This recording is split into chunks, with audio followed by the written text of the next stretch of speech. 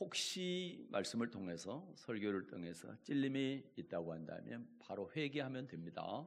말씀을 그런 자세로 받으시길 바랍니다. 우리는 남에게 상처를 주기도 하고 상처를 받기도 하죠. 그러면서 살아갑니다. 여러분, 칼에 찔리게 되면 상처는 아물었어도 그 흉터는 남지요. 그런 것처럼 우리의 마음의 상처도 한번 받게 되면 시간이 지나면 아물기는 아물었는데 또 잊혀지는 것 같은데 그게 흔적으로 남게 됩니다. 이러한 마음의 상처를 깨끗이 치유할 수 있는 게 무엇이 있을까요? 서로 용서하고 용서받는 것밖에 없습니다. 용서는 두 가지가 있죠. 남이 내게 잘못했을 때 내가 용서해 주는 거 있고, 내가 남에게 잘못했을 때에 잘못을 구하고 내가 용서를 받는 것이 있습니다. 이 시간에는요, 주기도문 가운데 지난 주일에 우리가 주기도문에 대해서 한번 살펴봤지요. 그 주기도문 가운데서 이웃의 죄에 대한 용서 부분을 예수님께서 추가로 주석을 달아주신 부분이 있는데 그 부분이 바로 오늘 본문입니다. 그래서 마태복음 6장 14, 15절을 본문으로 해서 이웃의 죄를 용서해야 하는 이유, 이런 제목으로 은혜 나누겠습니다. 저와 여러분은요, 이웃이 내게 죄를 지었을 때 왜 용서해야 될까요? 오늘 두 가지만 말씀을 드리겠습니다. 첫째는 이웃의 죄를 용서하지 아니하면 하나님께서도 내 죄를 용서하지 않기 때문이다. 다시 말해서 이웃의 죄를 용서해야 하나님도 내 죄를 용서해 주시기 때문입니다. 마태복음 6장 14, 15절입니다. 오늘 본문 보겠습니다. 마태복음 6장 14, 15절. 너희가 사람의 과실을 용서하면 너희 천부께서도 너희 과실을 용서하시려니와 너희가 사람의 과실을 용서하지 아니하면 너희 아버지께서도 너희 과실을 용서하지 아니하시리라. 아멘. 자, 너희가 사람의 과실을 용서하면 하늘에 계신 아버지께서 네 과실을 용서해 줄 것이고, 네가 만일 사람의 과실을 용서하지 않는다면 너희 아버지께서도 네 과실을 용서하지 않으실 거라는 거죠. 이 구절은 예수님께서 가르쳐 주신 기도 9절부터 13절이죠. 거기 안에 있는 말씀 12절 말씀에 대한 보충 설명입니다. 12절 다시 보겠습니다. 12절입니다. 우리가 우리에게 죄 지은 자를 사하여 준 것 같이 우리 죄를 사하여 주옵시고. 아멘. 지난 시간에 말씀드렸던 것처럼 이거는 용서에 대한, 그리고 죄를 용서해 달라고 하는 것에 대한 우선순위라고 그랬죠. 자, 남이 내게 잘못했을 때 내가 그 사람의 죄를 용서하고 그리고 나서 하나님께 내 죄 용서해 주십시오, 이렇게 기도해야 된다라고 주님께 가르쳐 주는 겁니다. 그러니까 내가 다른 사람의 죄를 먼저 용서하고 나서 그리고 주님이 내 죄를 용서해 주십시오 라고 그렇게 기도해야 된다, 이 말씀이죠. 이걸 이게 이제 바뀌면 용서가 되지 않게 되는 거죠. 내가 다른 사람의 죄를 용서하지 않고 하나님께 내 죄를 용서해 달라고 기도했을 때 하나님 내 죄를 용서하지 않는다는 겁니다. 그게 아까 읽었던 14, 15절 말씀인 거죠. 그래서 14, 15절 다시 한번 읽어요. 이걸 우리는 분명하게 기억을 해야 됩니다. 14, 15절 읽겠습니다.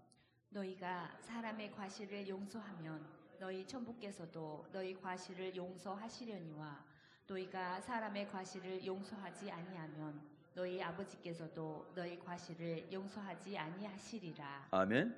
이건 뭐 해석할 필요가 없죠. 그냥 그대로 읽으면 그냥 다 아는 내용이잖아요.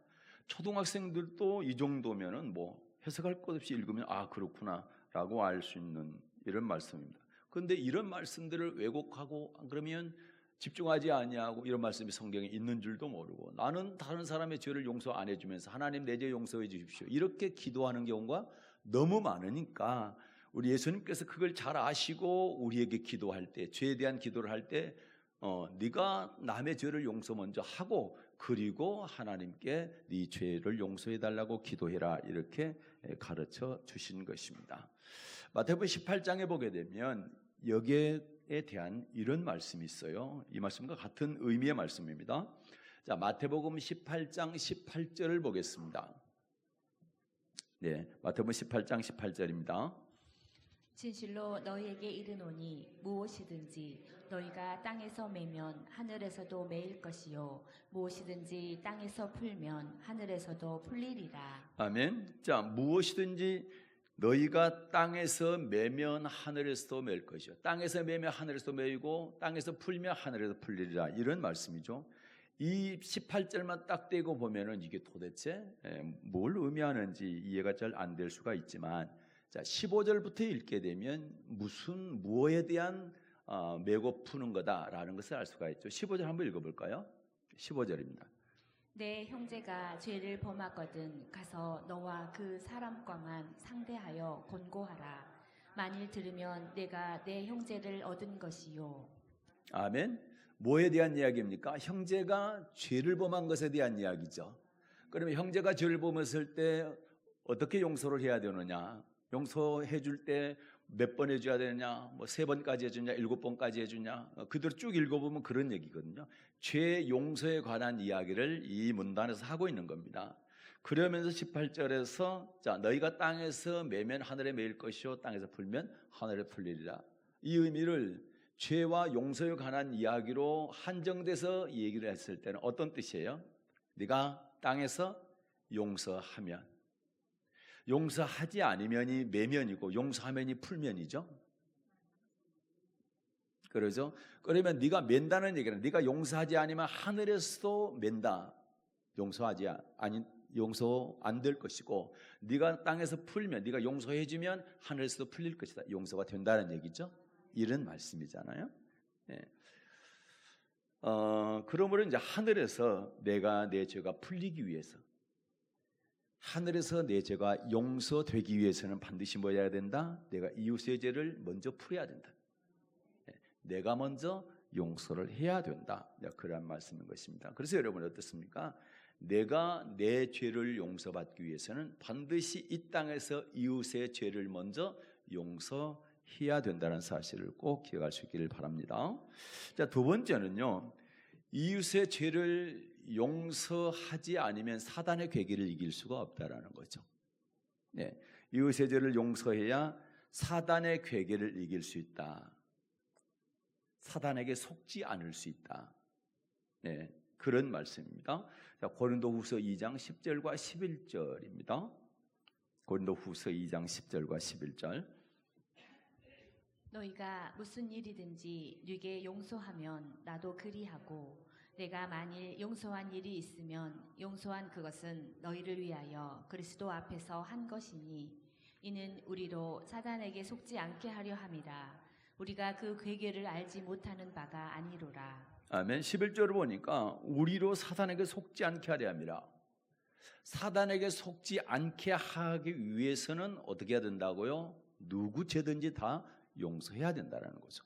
그러니까 바울이 고린도 교회 성도들에게 이 편지를 쓸 때에 이 교회적으로 용서해야 될 사람이 있었다라는 거죠. 그런데 혹시 성도들이 용서를 안 할까봐 이 바울이 내가 먼저 용서를 하니까 너희들도 다 용서해라 이 얘기거든요. 이제 이걸 좀 우리 교회로 가져온다면 어떤 사람이 밖에서 우리 교회를 엄청나게 공격을 했을 때, 담임 목사도 공격하고 교회 잘못됐다고 공격을 했을 때 우리가 마음에 상처가 되고 그러잖아요. 저로서는 안 되는데 꼭 어떻게 한번 해보고 싶고 이런 게 있잖아요. 그럼에도 불구하고 우리는 원수가 되면 안 되고 용서를 해야 된다라는 거죠.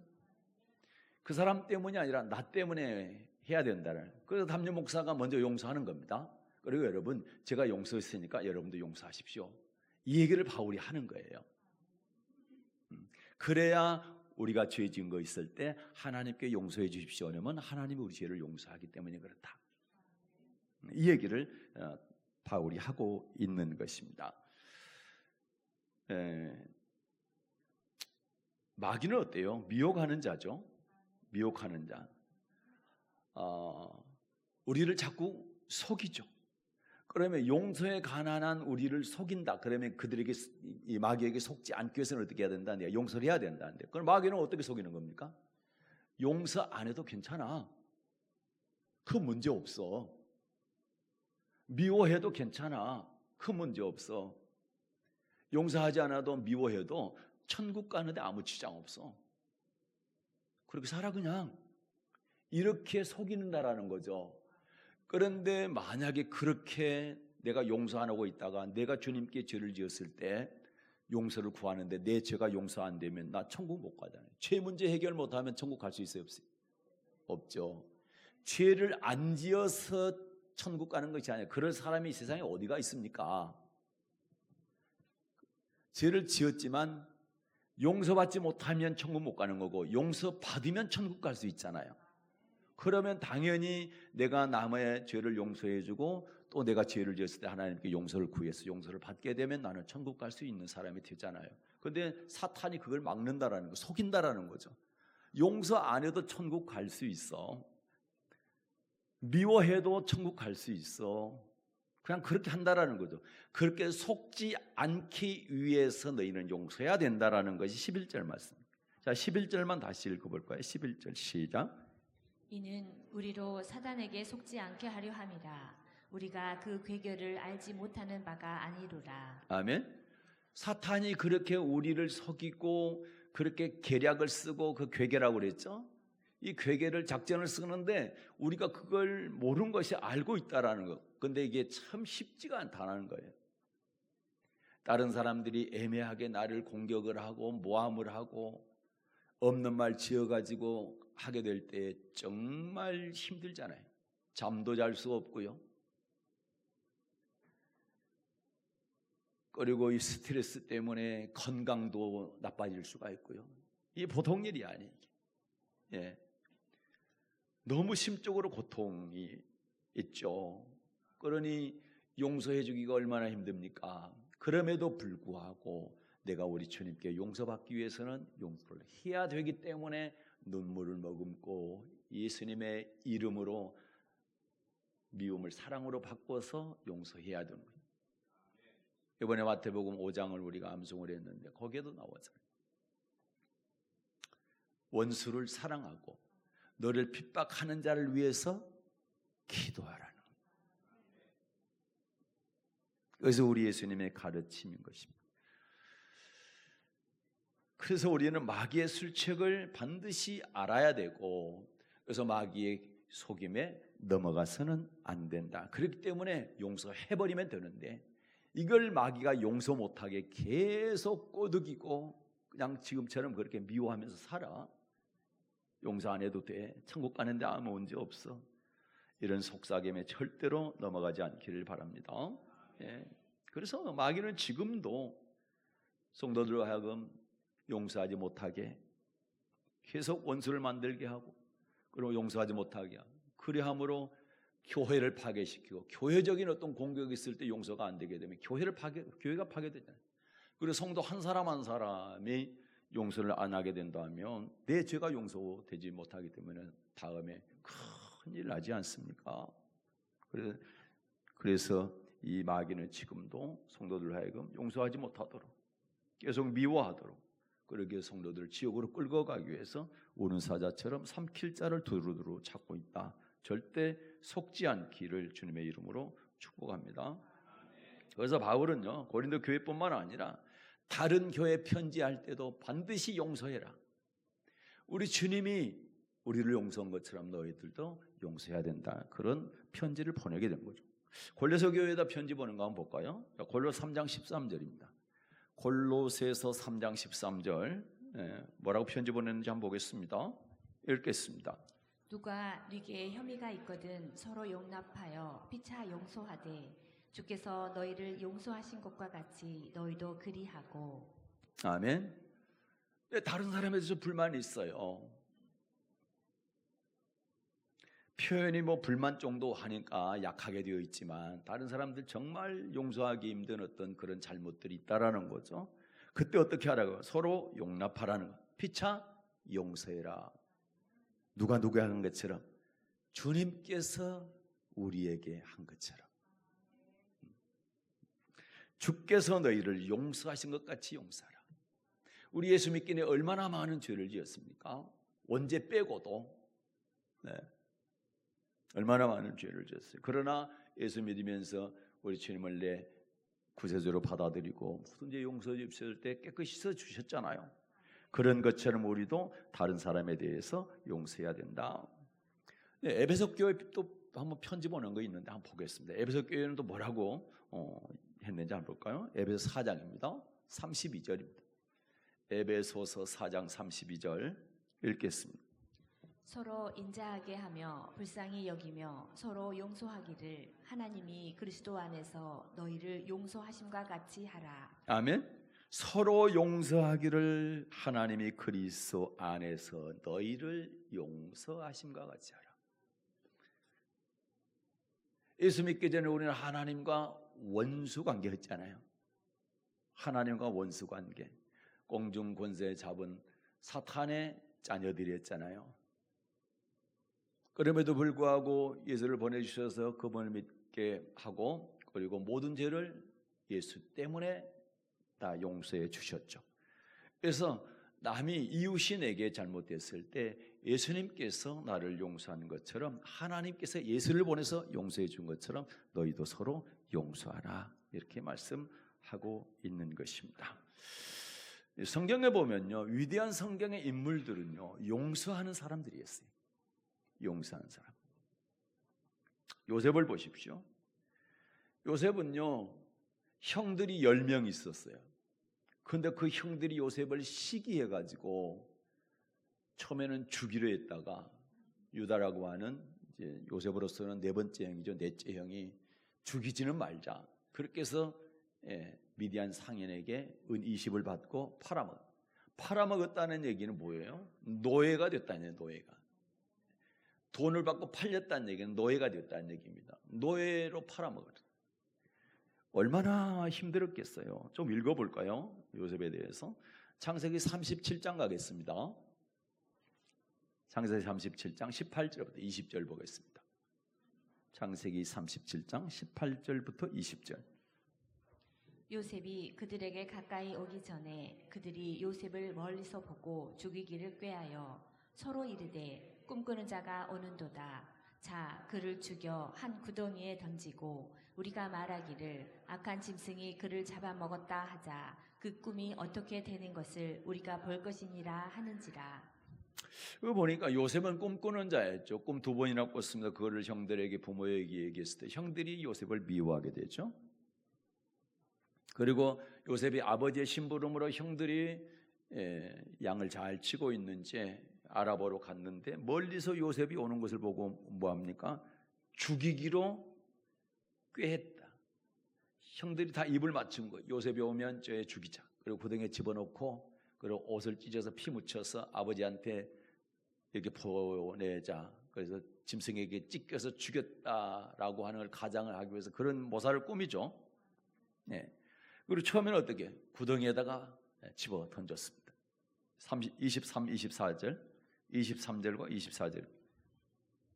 요셉이 형들에게 이르매 그 형들이 요셉의 옷 곧 그 입은 채색 옷을 벗기고 그를 잡아 구덩이에 던지니. 아멘. 그를 잡아 구덩이에 던졌다. 죽이려고 던진 거예요. 그러나 요셉의 이제 네 번째 형이 유다죠. 유다. 유다인데 유다가 제발 죽이지 말자. 그렇게 했으니 팔아먹게 됩니다. 미디안 상인에게 팔리게 되죠. 이때 요셉이 얼마나 괴로웠는지 나중에 이 형들과 요셉이 만났을 때 형들이 자기들이 조금 고통스러울 때에 야, 우리가 옛날에 우리 동생을 죽이려고 했고 팔아먹을 때 그때 얼마나 애걸이란 얘기는 애처롭게 슬프게 살려달라고 빌었다는 얘기죠. 그리고 괴로워했다.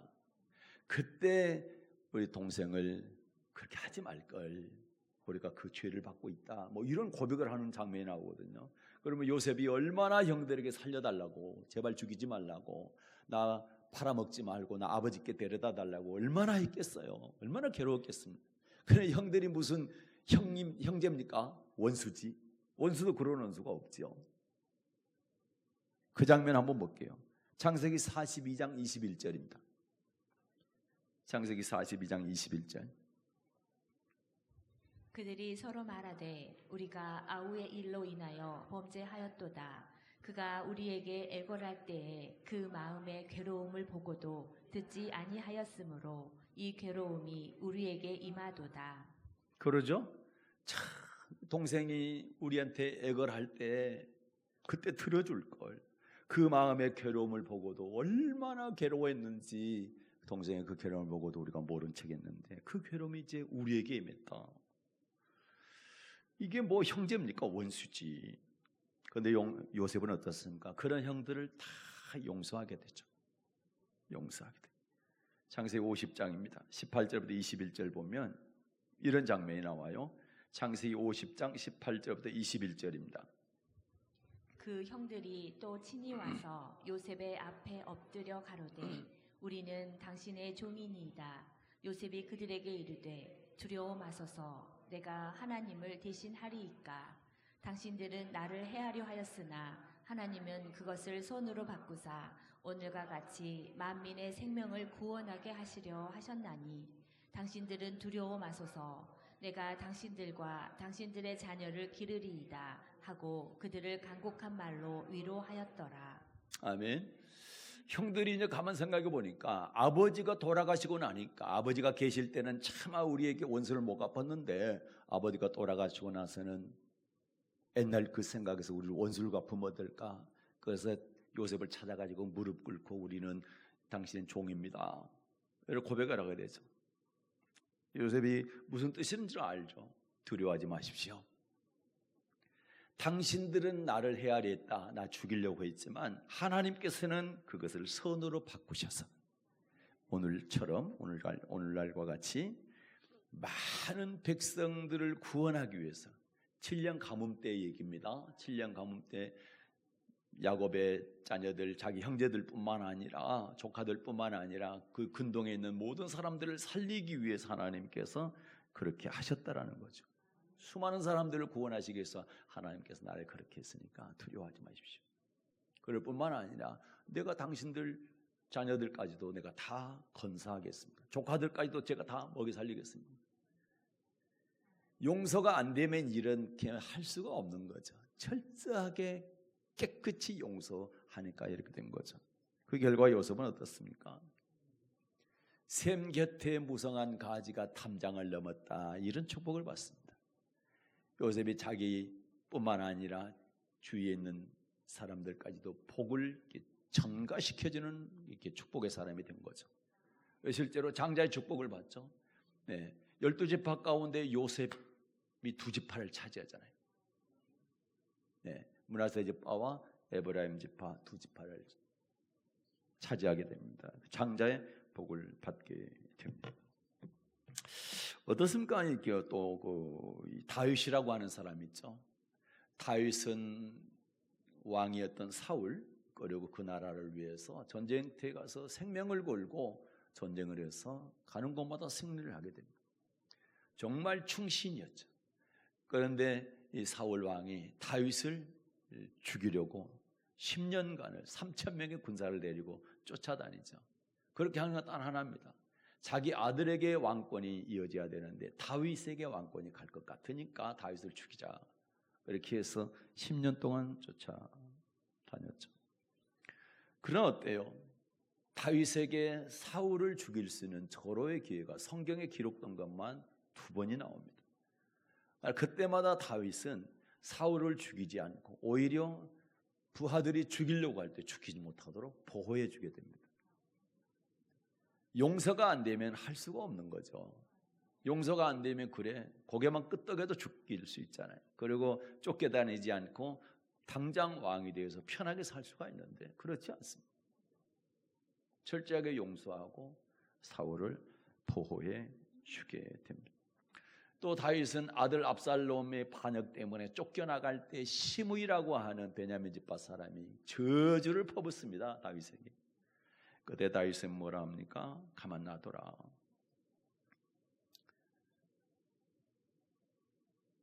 하나님께서 나를 저주하라고 그렇게 허락하셨으니까 저주하라고 내비둬라. 그래서 시므이를 죽이려고 하는 아비새를 철저하게 만류하고 죽이지 않습니다.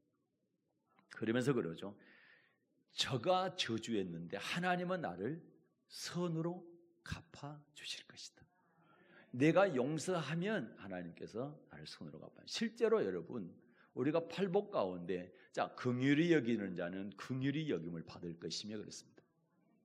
도저히 내가 용서할 수 없는 사람을 용서를 하게 되면 하나님께서 나를 긍휼히 여기셔서 나의 죄를 용서한다는 그런 말씀이거든요. 근데 다윗은 나중에 자기에게 충성을 하던 우리아라고 하는 사람의 아내를 범하게 되고, 그것이 이제 탄로 날까봐 그의 남편인 우리아를 전쟁터에서 나라를 위해서 싸우고 있는데 가서 죽게 만듭니다. 참 나쁜 짓을 한 거죠. 그런데 하나님은 다윗이 회개할 때 그 모든 죄를 용서해 주시죠. 그럴 뿐만 아니라 다윗 왕국을 세우고요, 그 다음에 쫓겨갔을 때 다시 환궁시켜 주고요, 그리고 유대인들에게 최고의 왕으로 선망의 대상이, 그리고 왕의 샘플로, 모델로 그렇게 존경을 받는 그런 왕이 됐습니다. 그럴 뿐만 아니라 더 나아가서는 다윗의 족보를 통해서 예수님의 이름이 들어가죠. 예수님의 이름이 다윗의 족보에 들어갔다는 얘기는 다윗뿐만 아니라 다윗의 가문이 얼마나 영광스러운 가문이 됐는가를 알 수가 있는 것입니다. 그러니까 만약에 다윗이 사울을 용서하지 아니하고 죽여버렸다고 한다면 이렇게 될 수 있었겠는가라는 것입니다. 용서하지 못했다면 다윗도 그 엄청난 죄를 지었을 때 용서받지 못했을 거 아니에요. 그러나 용서하니까 용서받았고, 이러한 이대한 왕이 되었고, 그의 족보에 예수 그리스도의 이름이 들어가는 정말 놀라운 축복, 영광의 가문이 된 줄로 믿습니다. 여러분, 또 스데반 집사를 보십시오. 하나님의 말씀을 전하다가 스데반 집사님이 돌에 맞아서 죽게 됩니다. 피 흘려 죽어가면서 스데반은 이렇게 기도하죠. 돌에 맞아 죽어가면서 이렇게 기도하는 겁니다. 사도행전 7장 59절과 60절입니다. 사도행전 7장 59절과 60절 읽겠습니다. 저희가 돌로 스데반을 치니 스데반이 부르짖어 가로되 주 예수여 내 영혼을 받으시옵소서 하고 무릎을 꿇고 크게 불러 가로되 주여 이 죄를 저들에게 돌리지 마옵소서, 이 말을 하고 자니라. 아멘. 돌에 맞아 죽어가면서 스데반이 기도하는데 속으로 기도하는 게 아니에요. 부르짖어 기도합니다. 크게 불러 이르됩니다. 큰 소리로 기도했다는 거죠. 주여 이 죄를 그들에게 돌리지 마옵소서. 용서해 달라는 겁니다. 용서해 달라고. 예수님의 기도를 본받았지요. 예수님께서요 못 받고 손과 발에 못 받고 채찍으로 치고 그렇게 험악하게 굴었던 로마 병정들을 용서해 달라고 마지막 기도하는 장면이 나오잖아요. 그런 예수님의 기도를 이 스데반이 그대로 본받아서 하게 되는 겁니다. 예수님께서 이 죄를 저들에게 돌리지 말라고 아버지께 기도하면서 그 뒤에 말씀이 뭐냐면 저들은 저들이 하는 일을 알지 못합니다. 도대체 저게 무슨 짓인지도 모른다는 거예요. 여러분, 우리도 똑같은 사람들이에요. 우리가 지은 죄가 뭔 줄도 모르고 죄를 짓고 있는 거예요. 지옥 가는지 천국 가는지 모르고 죄를 짓는 거예요. 내게 원수되는 사람들, 나를 그렇게 힘들게 하는 사람들이 저들이 지옥 가는 죄인지를 모르고 그렇게 핍박을 하고 험악하게 되어야 하는 거예요. 그래서 우리 주님이 기도했던 것처럼 저들이 모르기 때문에 그렇게 하니까 용서해달라고 우리도 기도해야 되고 또 내가 용서해야 되는 줄 믿습니다. 자기들이 하는 것을 알지 못하고. 이제 성경 인물은 이제 아니지만 링컨이라고 하는 사람이 있어요. 미국의 16대 대통령이죠. 이 사람에게 정적이 한 사람이 있었는데 사사건건 트집 잡고 미워하고 요즘 같으면 가짜뉴스 만들어서 퍼뜨리고 했던 사람, 그 사람 이름이 에드윈 스탠턴이었습니다. 당시 이 사람은 아주 유명한 변호사였고요. 그리고 링컨은 나중에 변호사가 되죠. 뭐 잘 아는 것처럼 여러분, 링컨은 오두막집에서 살면서 전부 독학으로 공부했던 사람이잖아요. 학교도 못 나오고요. 그랬던 사람인데 이 사람이 이제 먼저 유명한 변호사로 있었는데 나중에 링컨이 변호사가 되어서 변론을 맡게 됩니다. 한 번은 링컨이 중요한 사건을 맡아가지고 이제 법정에 갔더니 이제 이 스탠턴이 있던 거예요. 스탠턴이 링컨을 보자마자 벌떡 일어납니다. 그리고 이 사건이 얼마나 중요한데 저런 애송이 변호사하고 함께 변론을 합니까? 나는 그럴 수 없습니다. 문 꽝 닫고 나가버려. 그럴 뿐만 아니라 기회가 될 때마다 가짜뉴스 만들어서 링컨을 모함하고 욕을 하고 그렇습니다. 링컨이 외모가 그렇잖아요. 사진에 보면 털이 많이 나 있는 분이잖아요. 그러니까 그분이 이제 스탠턴이라고 하는 분이 링컨의 외모를 조롱하고 독설을 퍼붓습니다. 여러분, 우리는 고릴라를 보려고 아프리카에 갈 필요가 없습니다. 일리노이주의 스프링필드에 가면은 링컨이라고 하는 고릴라를 만날 수 있습니다. 이런 얘기를 하고 다녔죠. 세월이 흘렸습니다. 링컨이 대통령이 됐습니다. 내각을 구성하는데 국방부 장관을 이 사람을 임명한 거예요. 그러니까 주위에 있는 사람들이 난리가 났습니다. 아니, 저 원수를 어떻게 그 중요한 국방부 장관에 임명할 수가 있습니까? 링컨이 대통령에 당선된 후에도 이 스탠턴이 하는 말이 링컨이 대통령이 된 것은 국가적 재난입니다. 재난을 만났으면 재난을 이렇게 하던 사람들, 그 사람을 국방부 장관에 임명을 한 거예요. 당도 달라, 당도. 링컨은 공화당인데 그 사람은 민주당이었어요. 다른 당, 그것도 자기를 그렇게 원수처럼 공격하는 사람을 국방장관에 임명을 하니까 주위에서 각하 안 됩니다. 저 사람은 우리의 원수입니다. 벌써 잊었습니까? 제가 어떻게 한지를. 그리고 그 중요한 국방장관의 자리에 앉힐 수 있습니까? 당신의 원수니까. 원수는 없애야 되잖아요. 뭐 이렇게 얘기합니다. 그래서 링컨이 웃으면서 이런 말을 합니다. 저도 그렇게 생각합니다. 원수로 생각한다는 거죠. 원수는 우리의 마음속에서 없어버려야 됩니다. 그러나 그것은 원수를 죽여서 없애라, 그 말이 아니라 원수를 사랑으로 녹여서 친구를 만들라, 이 말입니다. 예수님도 원수를 사랑하라고 하셨습니다. 이제 그 사람은 나의 적이 아닙니다. 나는 적이 없어져서 좋고 그처럼 능력 있는 사람의 도움을 받게 되어서 좋고 일석이조 아닙니까? 참모들한테 그렇게 얘기했다라는 거죠. 그리고 결국 국방부 장관에 임명이 되고요. 남북전쟁 아시잖아요. 남북전쟁을 이 스탠턴 국방장관과 함께 승리로 이끌어낸 겁니다. 참 대단한 일을 한 거죠.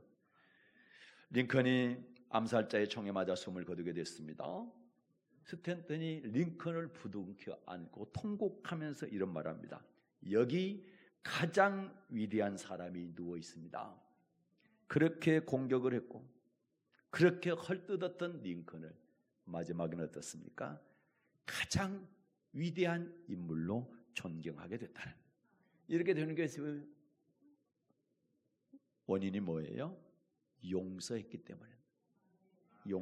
때문에 이런 일이 가능했다라는 거죠. 결국은 자기를 미워했던 원수까지도 용서하고 사랑함으로써 진정한 승리자가 링컨이 된 것이죠.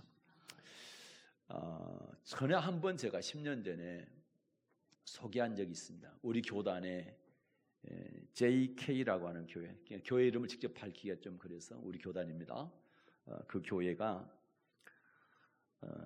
4년 동안 담임 목사님 청빙하는 과정에서 4년 동안 갈등이 있고 반목을 하게 되고 성도들이 500명이 나갔습니다. 그리고 4년이 지났습니다. 4년 만에 그 교회 장로들이 용기를 냅니다. 11명의 장로님들이 장로 사임을 합니다. 사임을 해요. 그리고 담임 목사님은 11명에게 근신 징계를 내립니다. 징계를 내리고 매주 식당 봉사하십시오. 주차 관리하십시오. 차량 운행하십시오. 이렇게 해서 봉사를 맡기게 됩니다. 그리고 매주 토요일마다 수양관에, 기도원이죠. 그 수양관에 올라가가지고 회개기도 하십시오. 네. 그리고 매주 회개기도 하시고 반성문을 써가지고 담임 목사님한테 제출하십시오. 이렇게 했습니다. 그렇게 100일 동안 한 겁니다. 그리고 담임 목사님은 이제 한 날을 정해서 회개와 예배의 날, 회개의 예배의 날 이렇게 정하고 예배 시간에 장로님들로 하여금 전부 참회기도, 회개기도를 시켰습니다. 그리고 회개 글, 참회 글이죠. 그거를 써서 낭독하게 했습니다. 그리고 성도들에게 공개적으로 잘못했다고 용서를 구하게 했습니다. 실제로 그렇게 했습니다.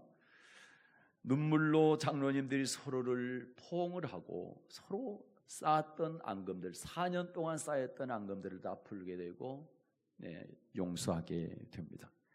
이걸 본 성도들이 다 눈물을 흘립니다. 그러면서 장로님들에게 박수를 보냅니다. 갈라진 교회가 순식간에 하나가 됐습니다.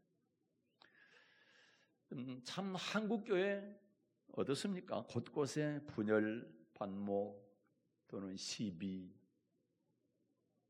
또 심한 경우는 사회 법정에 송사를 하는 것이 참 횡행하잖아요. 그런데 이러한 시대에 외부의 개입 전혀 없이 그 교회 자체 안에서 자기를 내려놓고 희생하고 그리고 체면이고 직분이고 모든 걸 내려놓고 하나님의 말씀처럼 용서하고 그리고 회개하고 이렇게 했더니 이런 일이 일어나게 된 것입니다. 어떻습니까? 이런 장로님들이 좀 존경스럽지 않습니까? 교회는 이렇게 돼야 되는 거예요. 서로 내가 잘났다 그리고 네가 잘못했다 하면 끝이 없는 겁니다. 용서 안 하면 끝이 없는 거예요. 하나님이 용서를 안 해주기 때문에 갈수록 악해질 수밖에 없다는 거예요. 그러나 내가 다른 사람을 용서하면 하나님이 내 죄를 용서하기 때문에 나는 다시 제자리로 돌아온다라는 거죠. 선으로 바뀌어진다는 얘기죠. 그래서 교회가 살아나게 되고 장로님이 살고 목사님이 살고 성도들이 살아나게 된 겁니다. 3년 전입니다. 2021년도 우리 교회 783쪽짜리 교회 60년사가 왔습니다. 바로 그 교회였습니다. 그래서 그걸 보면서 제가 우리 교회도 40년 또는 50년 되면 이런 교회사를 만들면 좋겠다라고 하는 꿈을 가졌던 것이 바로 이 교회입니다. 사진을 많이 넣어가지고 그렇게 만들었던 그것을 우리에게 보내주셨는데 그걸 제가 지금 목양실에 갖고 있는 것입니다. 말씀을 마치겠습니다. 이웃의 죄를 용서해야 되는 이유 두 가지가 있습니다. 첫째는 이웃의 죄를 용서해야 하나님께서도 내 죄를 용서해 주시기 때문입니다. 두 번째는 이웃의 죄를 용서해야 내가 사단의 괴계에 속지 않기 때문에 사단의 괴계를 이길 수 있기 때문에 그렇습니다. 사랑하는 여러분, 이웃의 내게 지은 죄 때문에 잠을 자지 못하고 분하고 너무 고통스러워 내 죄를 용서받기 위해서는 그러한 고통을 어떻게 해결하느냐? 그것은 예수님의 이름으로 용서하는 길밖에 없습니다. 어렵지만 하면은 내가 자유함을 얻게 될 것입니다. 용서하지 않아도 천국 가는데 문제 없어. 미워해도 괜찮아. 이거는 사탄의 철저한 계략이다. 사탄의 속상입니다. 사탄의 미혹이다.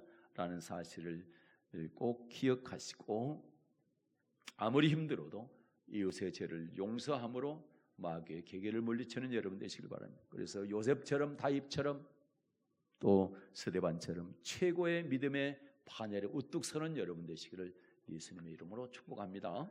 그러신 하나님 아버지 감사합니다.